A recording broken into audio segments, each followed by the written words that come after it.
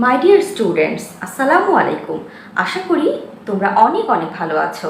তোমাদের আসন্ন PSC instructor ও junior instructor নিয়োগ পরীক্ষার ইংলিশের উপর আমার সুপার সাজেশন চলমান রয়েছে। গত ভিডিওতে আমি টেন্সের উপর বিস্তারিত আলোচনা করেছি, আর তারই ধারাবাহিকতায় আজকে লেকচার 4-এ আমি কন্ডিশনালসের উপর বিস্তারিত আলোচনা করব। আমার প্রতিটি লেকচার ফলো করো, আর এই লেকচারে আমি সবগুলো টপিক সুন্দর করে গুছিয়ে আলোচনা করেছি। তোমরা ফলো করলে অবশ্যই উপকৃত হবে।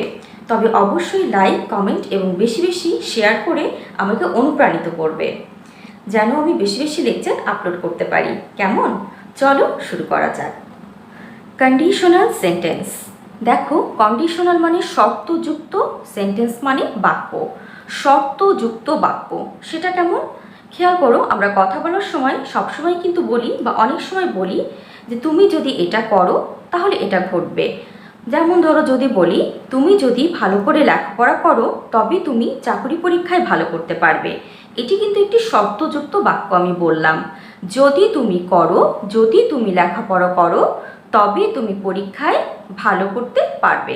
খেয়াল করো, একটি শর্তযুক্ত বাক্যে কিন্তু দুইটি অংশ থাকে বা দুইটি বাক্য যুক্ত থাকে।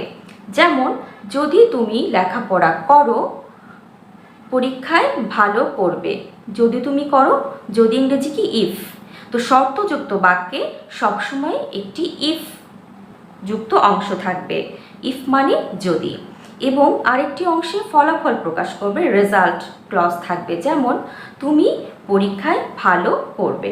তো চলো, এই শর্তযুক্ত বাক্য আমরা কয় ধরনের হতে পারে এবং তাদের গঠন কি, স্ট্রাকচার কি, কিছু উদাহরণ দিয়ে বুঝে নেই।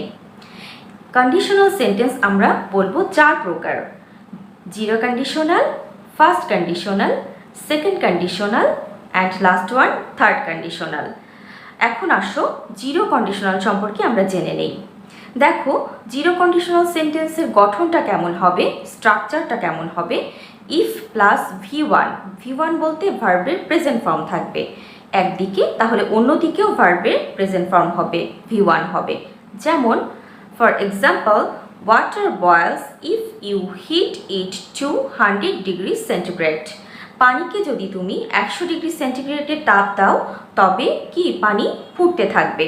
খেয়াল করো, ইফ যুক্ত অংশে এখানে কি আছে, প্রেজেন্ট টেন্স আছে বা ভার্বের প্রেজেন্ট ফর্ম হিট। এটা একটি ভার্ব, হিট কিন্তু ভার্বের প্রেজেন্ট ফর্ম। এবং অপর সাইডেও দেখো, ওয়াটার বয়েলস, বয়েল কিন্তু প্রেজেন্ট ফর্ম। তাহলে আমরা দেখছি ইফের এপাশেও ভি1, এপাশেও ভি1 মানে ভার্বের প্রেজেন্ট ফর্ম। তাহলে সেটাকে আমরা বলছি জিরো কন্ডিশনাল। খেয়াল রাখবে, জিরো কন্ডিশনালে সবসময় ইউনিভার্সাল, হ্যাবিচুয়াল, সায়েন্টিফিক ট্রুথ প্রকাশ পাবে। চিরন্তন সত্য বা অভ্যাসগত সত্য বা বৈজ্ঞানিক কোনো সত্য বাক্যগুলোকে আমরা কিন্তু জিরো কন্ডিশনালে ফেলতে পারি। নাও ক্লিয়ার? ওকে, এবার আসো আমরা ফার্স্ট কন্ডিশনাল সম্পর্কে জেনে নেই। ফার্স্ট কন্ডিশনাল সেন্টেন্সের স্ট্রাকচারটা কেমন হবে? ইফের সঙ্গে যদি ভি1 থাকে, মানে ইফযুক্ত অংশে যদি ভার্বের প্রেজেন্ট ফর্ম থাকে, তাহলে অপর অংশে আমরা উইল দেব এবং তার সঙ্গে ভি1 দেব। কেমন? For example, if it rains they will not play. যদি বৃষ্টি হয় তাহলে তারা খেলবে না। দেখো, ইফ যুক্ত অংশে প্রেজেন্ট ফর্ম আছে রেইন, রেইন কিন্তু প্রেজেন্ট ফর্ম। তাহলে অপর অংশে আমি দেখো উইল দিয়েছি এবং তার সঙ্গে ভার্বের প্রেজেন্ট ফর্ম প্লে দিয়েছি। If it rains they will not play. Clear? তাহলে কি দেখলাম? জিরো কন্ডিশনালি ইফের সঙ্গে এক পাশে ভি1 থাকলে অপর পাশে ভি1 ছিল। ফার্স্ট কন্ডিশনালেও দেখো, ইফের সঙ্গে ভি1 থাকলে অপর সাইডে কি হচ্ছে, উইলের সঙ্গে ভি1 বা ভার্বের প্রেজেন্ট ফর্ম। ক্লিয়ার? এবার এসো সেকেন্ড কন্ডিশনাল। সেকেন্ড কন্ডিশনাল কিভাবে হবে? ইফ থাকবে এবং ভার্বের পাস্ট ফর্ম থাকবে ভি2 একটি অংশে, তাহলে অপর অংশে বা অপর পার্টে কি হবে, উড অথবা কুড অথবা মাইট, তার সঙ্গে V one. For example, if I won the lottery I would build a house with the money. আমি যদি লটারি জিততাম বা লটারি পেতাম তাহলে কি হতো, আমি সেই টাকা দিয়ে একটি বাড়ি বানাতে পারতাম। খেয়াল করো, ইফ যুক্ত অংশে ইফের সঙ্গে ভার্বের ভি2, উইনের পাস্ট ফর্ম হচ্ছে ওন। তাহলে অপর অংশ হয়েছে দিয়েছি উড, তার সঙ্গে ভার্বের present verb build, I would build a house with the money. Clear? এবার দেখো the last one, third conditional. Third conditional structure কেমন হবে? If plus had plus V3।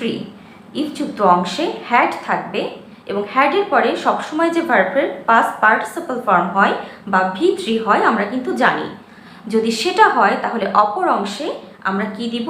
Would have অথবা মাইট হ্যাভ অথবা কুড হ্যাভ, তার সঙ্গে দিব ভার্বের পাস্ট পার্টিসিপল বা V3। For example, if I had known you were coming, I would have gone to the station. আমি যদি জানতাম যে তুমি আসছো তাহলে আমি স্টেশনে যেতাম। খেয়াল করো ইফ যুক্ত অংশে হ্যাড রয়েছে এবং তারপর নো এর পাস্ট পার্টিসিপল ফর্ম হচ্ছে নোন, পাস্ট ফর্ম কি? নিউ। তাহলে I had known you were coming, পরের পার্টে দেখো আই, তারপর উড দিয়েছি, হ্যাভ দিয়েছি এবং ভার্বের পাস্ট পার্টিসিপল ফর্ম গো, ওয়েন্ট, গান। গান হচ্ছে গো এর পাস্ট পার্টিসিপল ফর্ম দিয়েছি। তাহলে আমরা দেখলাম if plus had plus V3, তাহলে অপর অংশে কি হবে? উড হ্যাভ, মাইট হ্যাভ অথবা কুড হ্যাভ প্লাস ভার্বের past participle form. If I had known you were coming, I would have gone to the station. ওকে, তাহলে আমরা ক্লিয়ার হলাম zero conditional, first conditional, second conditional and the last one third conditional. নেক্সটে চলো দেখে নিই একটি ব্যতিক্রমী রুলস। এক্সেপশনাল একটি আছে, খেয়াল করো কন্ডিশনাল সেন্টেন্সে তো ইফ থাকবে, কখনো কখনো ইফটি উজ্জ থাকতে পারে। উজ্জ মানে কি? উল্লেখ থাকবে না, না থেকে তার পরিবর্তে হ্যাড ব্যবহৃত হতে পারে, কিন্তু মিনিং কিন্তু চেঞ্জ হবে না। Example, had I wings of a bird, I would fly in the sky.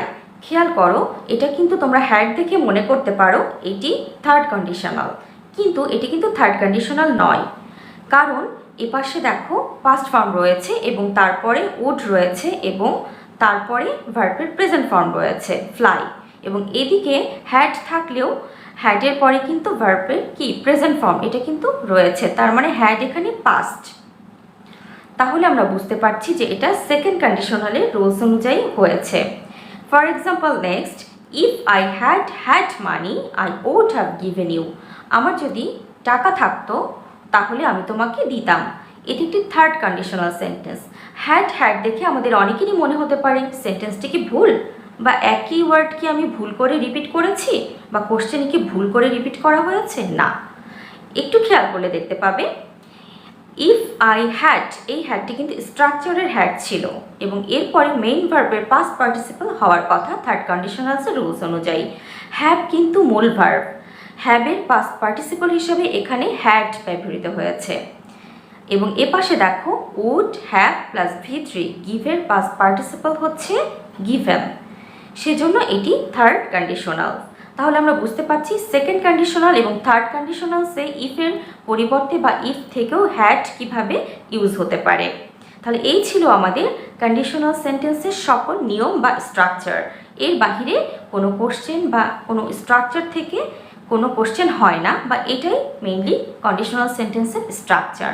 তবে এখন চলো আমরা চলে যাই নেক্সট পার্টে। কন্ডিশনাল সেন্টেন্স থেকে কিন্তু প্রতি বছরই অনেক কোশ্চেন হয়ে থাকে চাকরির এক্সামে, সেখান থেকে আমি কিছু আলোচনা করেছি এখানে, যাতে তোমরা বুঝতে পারো যে কিভাবে কোশ্চেনগুলো সলভ করতে হয়।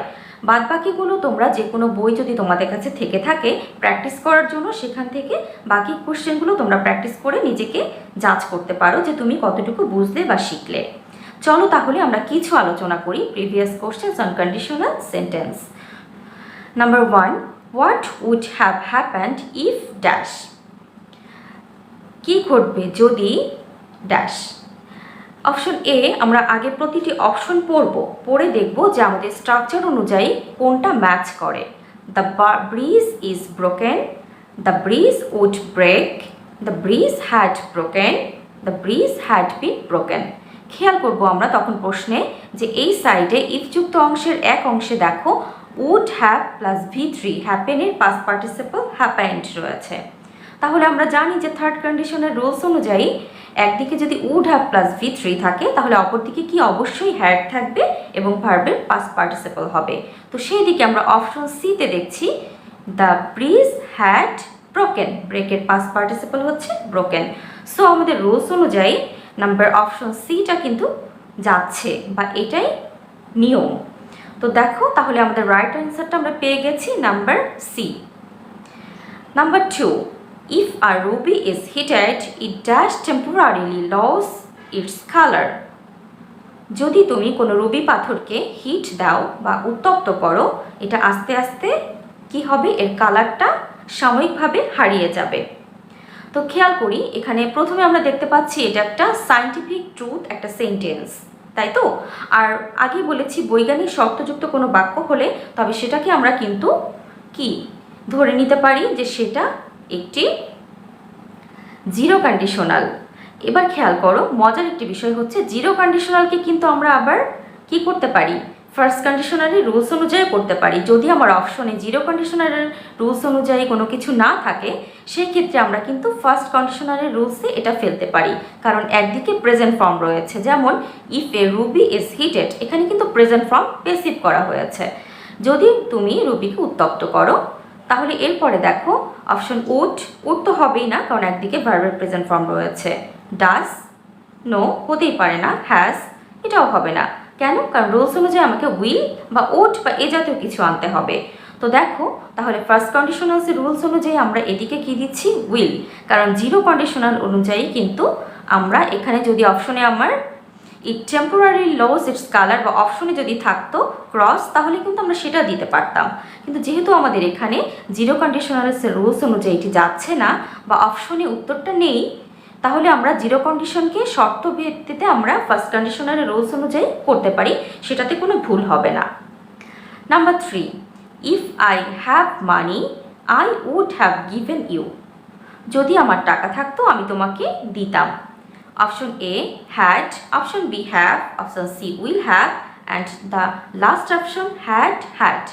খেয়াল করো ইফ আই ড্যাশ মানি, তাহলে আমি অন্যদিকে দেখব অপর পার্টি কী রয়েছে, I would have given you, would have রয়েছে এবং ভার্বের পাস্ট পার্টিসিপল করা হয়েছে, গিভের পাস্ট পার্টিসিপল ফর্ম হচ্ছে গিভেন।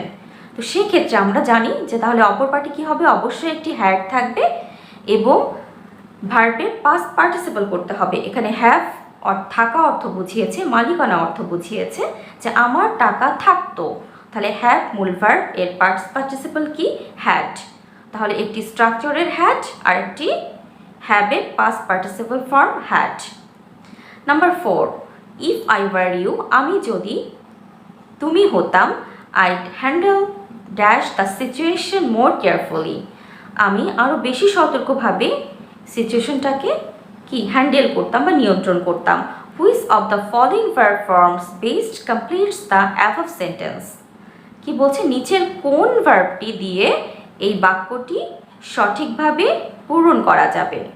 খেয়াল করো ইফ আই ভার্ব ইউ, এপাশে ভার্বের পাস্ট ফর্ম করা হয়েছে ওয়্যার, এম ইজ আর এর পাস্ট ফর্ম হচ্ছে ওয়্যার। তাহলে অবশ্যই বুঝতে পারছি এপাশে আমাকে একটা উড আনতে হবে এবং তারপরে ভার্বের প্রেজেন্ট ফর্ম আনতে হবে। তাহলে দেখো উড হ্যান্ডেল, ক্লিয়ার হয়েছে আশা করছি। এভাবে বুঝে বুঝে আমরা পড়ব। এখান থেকে আমাদের ফিলিং দ্য ব্ল্যাঙ্কস আসতে পারে, রাইট ফর্ম অফ ভার্বস এই রুলসগুলো পেতে পারো, কারেকশন হিসাবে আসতে পারে, ইভেন ট্রান্সলেশনেও তোমাদের এই রুলস থেকে কোশ্চেন হতে পারে। আশা করছি তোমরা ক্লিয়ার হয়েছো আজকে আমার ক্লাসটি, এবং নেক্সট ক্লাসে আমি তোমাদের ইংলিশ লিটারেচার বা ইংরেজি সাহিত্য থেকে কি কি পড়তে হবে। তোমরা অনেকেই টেনশনে আছো যে ইংলিশ লিটারেচার থেকে কি কি টপিক পড়বো বা কিভাবে পড়বো। ইংলিশ লিটারেচার টপিক থেকে যে কোনো একটি ইম্পর্টেন্ট টপিক পরীক্ষায় আসার মতো যেখান থেকে কোশ্চেন হয় সেই টপিক নিয়ে আমি আমার ক্লাসে আলোচনা করব, এবং এভাবে ধারাবাহিকভাবে আমার প্রতিটি ক্লাস ফলো করবে। প্রতিটি টপিক আমি ইনশাল্লাহ ক্লিয়ার করব।